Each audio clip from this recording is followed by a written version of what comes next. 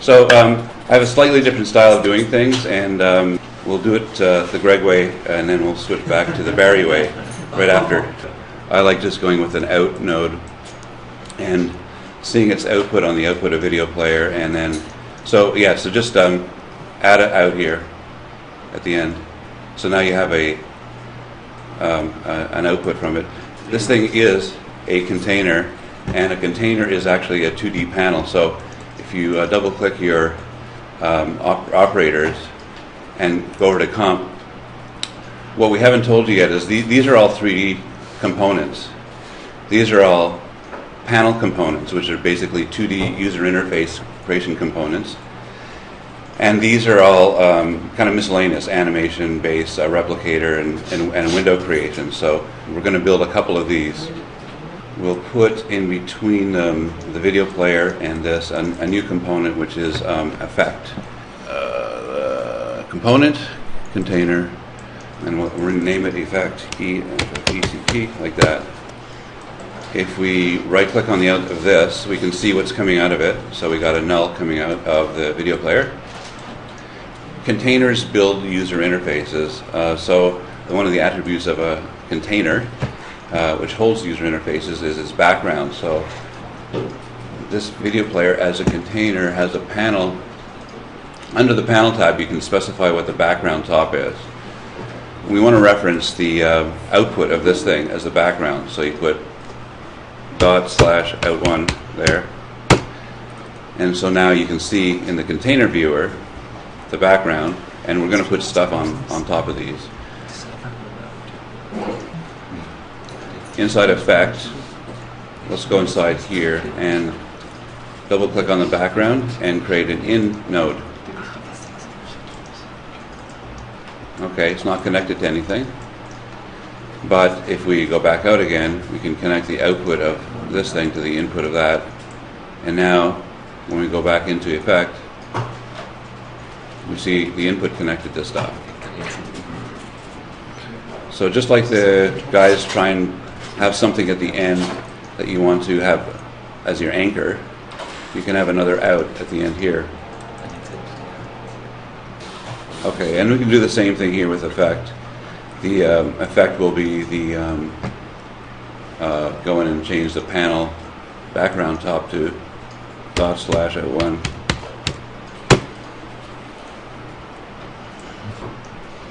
And just for amusement's sake, stick in a null here. All right, so I got a chain like that.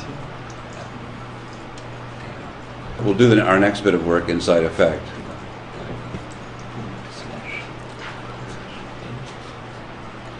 Okay, we'll put a slider in here that will control this. We're going to actually add a blur to this thing.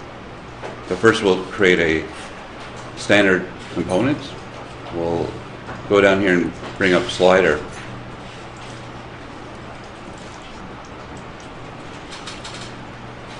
Okay, so we just got that. So if you click the viewer active button on the bottom right, you can kind of move this around. So what did you have to do for having the video in the in and out? Yeah. To do that on the outside, I had to have an output from here. I have to connect an input to. Yeah. Okay. You got it. Cool. Okay. Actually, and here is the button on inside the container. Indeed, you can go in here and there it is. It's not doing anything yet, but right-click on the output of the slider and add a null, just to see what's coming out. So we got a chop.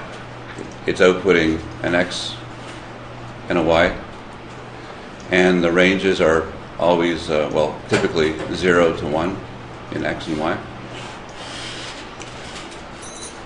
And we can use that to affect a couple ways of doing this. Okay, here's the simplest way. Right-click on the output of this, stick a blur, and so that's in the chain. We're going to want to hook these together as we did before. up in the blur, this thing called filter size. Middle mouse click on it, and you can get your ladder up and just figure out like what kind of range we need to blur with. So yeah, so if we get this in a little bit closer, if you middle mouse click a parameter like this, and looks like you need to increase it by about 20 to about 0 to 50 or something like that. What is that? Yeah, 0 to 50 gives you a blur from that amount. So I'm just trying to get a range. So what I want to do is I want to isolate, let's say the X channel, the X output of the slider. I want to isolate it, and let's just do it this way. I don't have to do it this way, but this just illustrates select. Yeah, so select is like this. By default, it doesn't do anything, but you can go over here and select a channel out. So on the menu on the right of this parameter called channel names, on that menu you have your channel names, which are the V1 and V2 in this case. So just pick V1. So now we just got V1 isolated.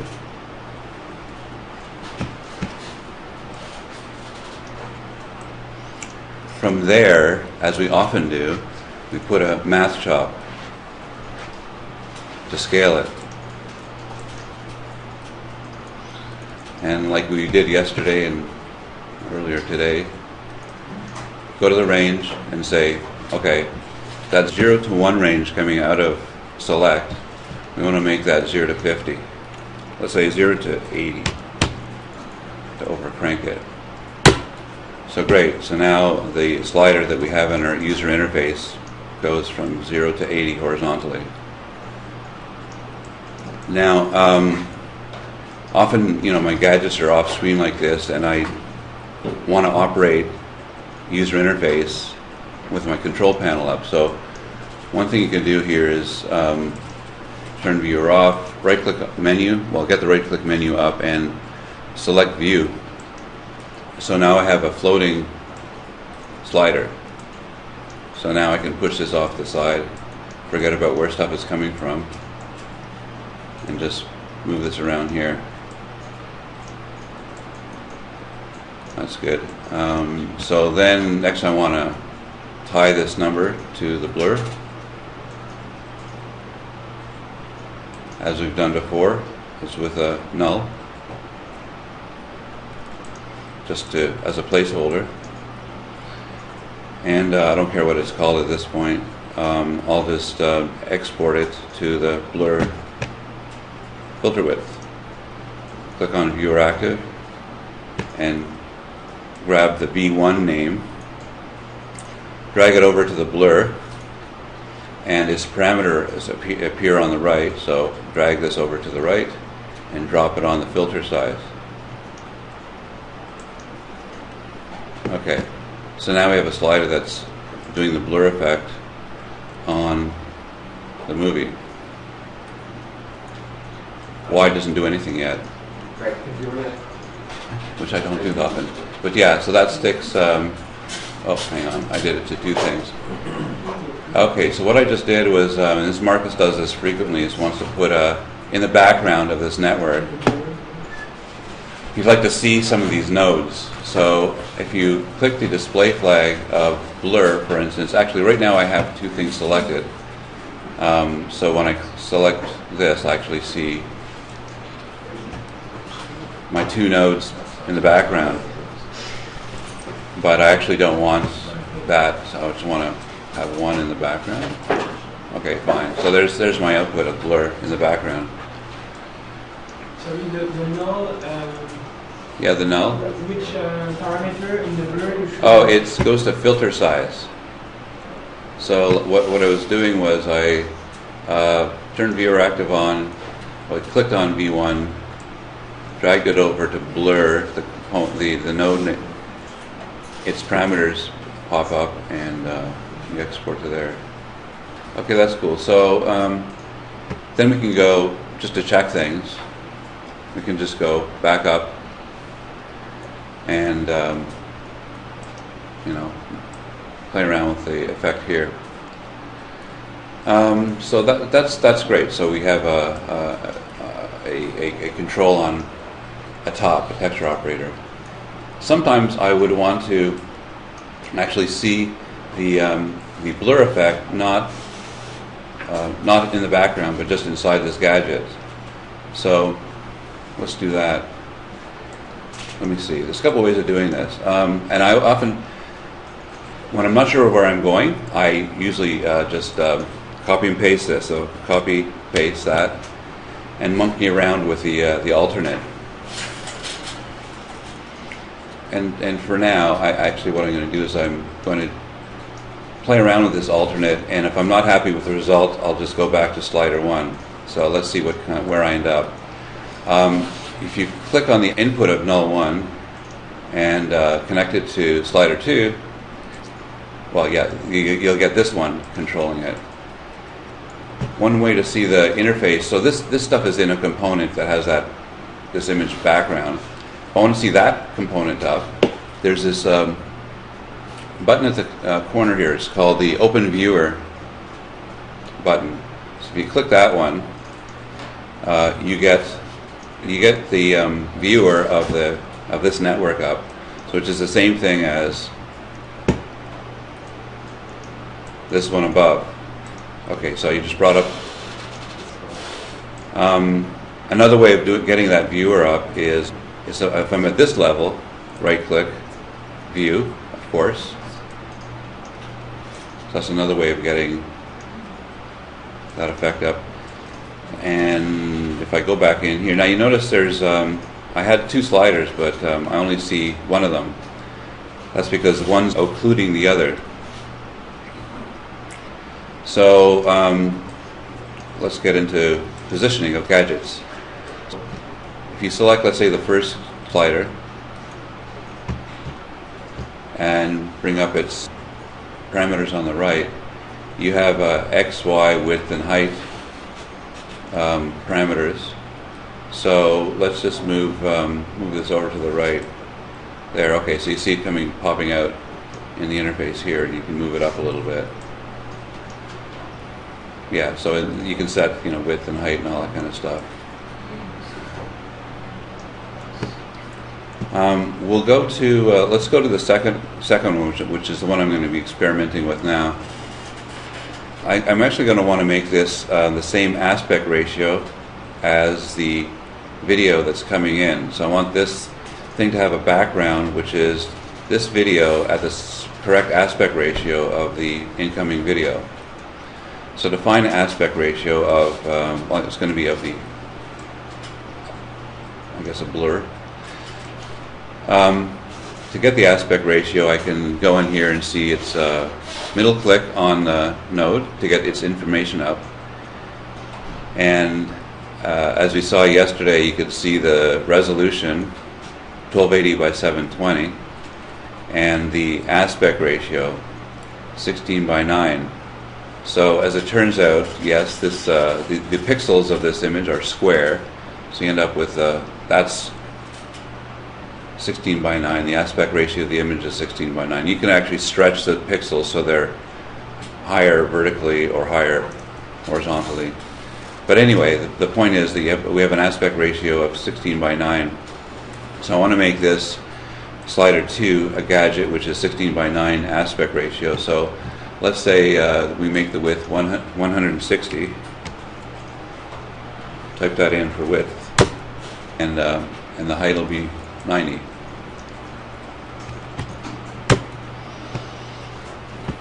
Okay. So what I often do when I'm at this stage where I don't know where I'm going next is I save project. So save your project, so I can backtrack, and then I can go in and try give a shot at modifying slider 2. If we go inside the slider, so it's kind of interesting because you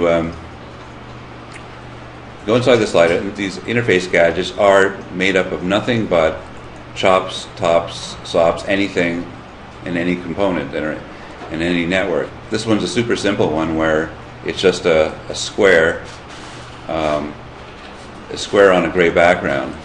So the gray background of this is coming from, if you go up to slider here and go to its color page, you can see why this thing has a background of gray. So background color up here is gray with an alpha of 1.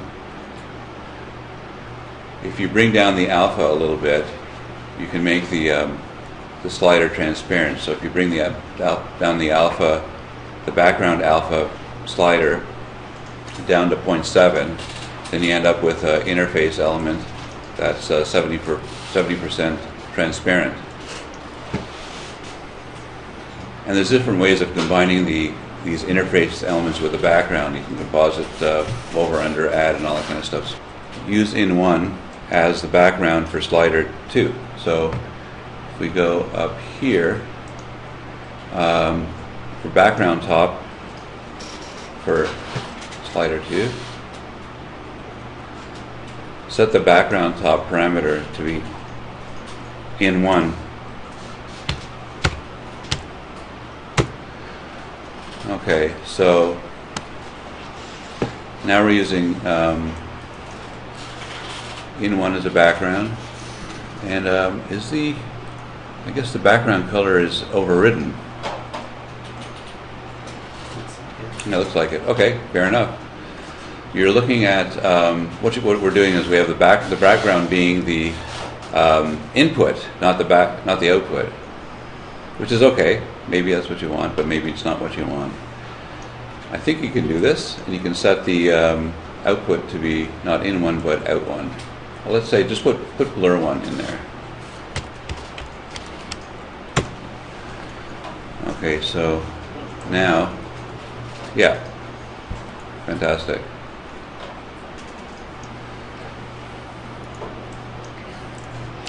So let's look at a little bit more of what makes up these sliders. Inside the slider is 3 nodes. You can make sliders a zillion ways, and this is one way where lay down a panel chop of a brand new one here. So yeah, go to your op create menu, under chops, select panel. You can type PA. This is kind of like the info chop for panels. So this gives you information about the slider, and it'll give you information about sliders, buttons, text fields, containers, everything that you can use for building interfaces. Yeah, just to recap, if you double click on the background and select component, these are the types of panel components that you can use. So we're now inside a slider type. There's buttons, which are like toggle buttons, momentary buttons, radio buttons, anything that has a 0-1 off state, on-off state. Fields for text fields, where you can type in text and so on. Select, where you can actually grab a panel from somewhere else and use it locally. So you can make panels based on grabbing parts of panels from other places. So that's the select. And the container, and we've been using containers all along. Container just holds stuff. And in general, containers hold other gadgets. So every of these 2D panel types have what we call panel values. We're going to zoom in on this, so just click on view active here.